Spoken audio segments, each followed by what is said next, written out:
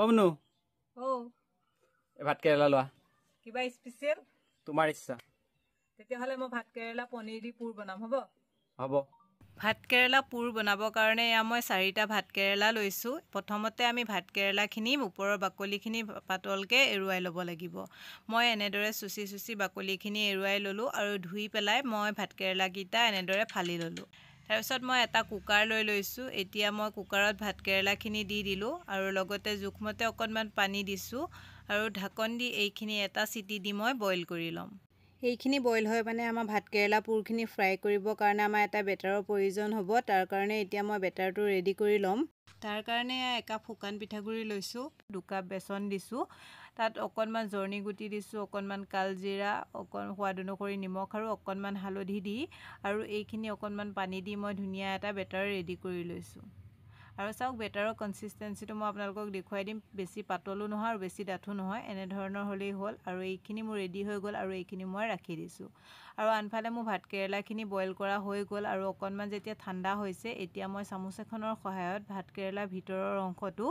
মই এনেদৰে উলিয়াই দিছো মই কেনেদৰে কৰিছো আপোনালোকে ভালদৰে চাই যাব চামুচ এখনৰ সহায়ত লাহে লাহে কৰিব যাতে ভাত কেৰেলাৰ বাহিৰৰ অংশটো ফাটি নাযায় এনেদৰে সাৱধানে চামুচখনৰ সহায়ত ভিতৰৰ গুটি অংশখিনি উলিয়াই ল'ব মই এতিয়া এনেদৰে গুটেইখিনি ধুনীয়াকৈ উলিয়াই ললো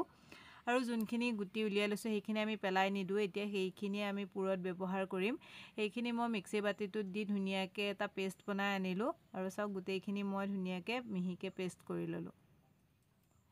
আনফালে মই গেছত এই কেৰাহী এখন পাতি দিছো তাত মই অকণমান তেল দিছো তেলখিনি যেতিয়া গৰম হৈছে মই ইয়াত দি দিলো মিহিকে কাটি ৰখা এটা পিয়াজখিনি কিছু সময় ভাজি লোৱাৰ পিছত এতিয়া ইয়াত মই দি দিছো সোৱাদ অনুসৰি অকণমান নিমখ অকণমান হালধি গুৰি অকণমান জিৰা গুৰি অকণমান ধনিয়া গুৰি অকণমান গৰম মছলা দিছো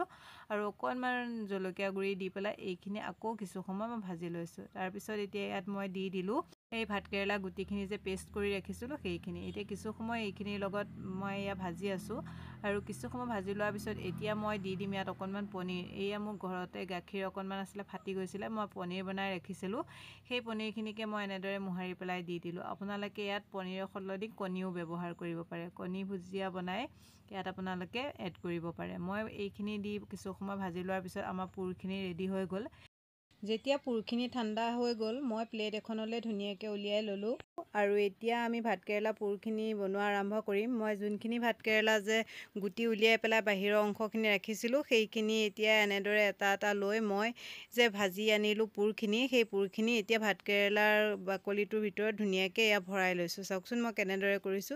এতিয়া মই এনেদৰে গোটেইখিনিতে এই পুৰখিনি ভৰাই ললো এতিয়া যে আনফালে মই যে ঘোলটো বনাই ৰাখিছিলো বেচন আৰু পিঠাগুৰিৰ সৈতে এতিয়া মই তাত মই এনেদৰে ভাত কেৰেলা পিচটো দি ডুবাই দিলো এনেদৰে ইলুটি খুলুটি কৰি বেচনখিনি ভালদৰে লেটিয়াই লৈ এনেদৰে গৰম তেলত মই ধুনীয়াকৈ দি দিছো এনেদৰে কৰিলে বেচন পুৰখিনি বাহিৰলৈ ওলাই নাহে আৰু মই এতিয়া এটা সাইড ভালদৰে যেতিয়া ফ্ৰাই হৈ গৈছে তেতিয়া মই এইখিনি লুটিয়াই দিলো লুটিয়াই দিয়াৰ পিছত এনেদৰে ইলুটি খিলুটি কৰি যেতিয়া ধুনীয়া এটা কালাৰ আহিছে এইখিনি মই কাঢ়ি দিলো এইখিনি ফ্ৰাই কৰোঁতে গেছৰ ফ্লেমটো সদায় লো টু মিডিয়াম কৰি ল'ব লাগে তেনে কৰিলে পুৰখিনিলৈ ভিতৰলৈকে এইটো ভাত কেৰেলা পুৰটো সিজি যায় আৰু খাবলৈ খুবেই সোৱাদ হয় আৰু এনেদৰে এতিয়া চাওক মই গোটেইখিনি ভাত কেৰেলা পুৰ ফ্ৰাই কৰি ৰেডি কৰি ললো এতিয়া আপোনালোকে এইখিনি গৰমে গৰমে ভাতৰ লগত ধুনীয়াকৈ খাব পাৰিব নাইবা আপোনালোকে এইখিনি গ্ৰেভি কৰিও ৰান্ধি খাব পাৰিব আৰু খাবলৈও যে বহুতেই সোৱাদ হয় যদি আপোনালোকে ভাত কেৰেলা পুৰ এনেদৰে বনাই খোৱা নাই এবাৰ বনাই খাই চাবচোন শেষত মোৰ আজি ভাত কেৰেলা পুৰ ৰেচিপিটো কেনে পালে কমেণ্ট এটা কৰি জনাবলৈ নাপাহৰিব যদি ভাল পালে লাইক কমেণ্ট শ্বেয়াৰ কৰাৰ লগতে মোৰ চেনেলটো ছাবস্ক্ৰাইব কৰি দিব আকৌ লগ পাম নতুন এটা ৰেচিপি ভিডিঅ'ৰ সৈতে আজিলৈ বাই বাই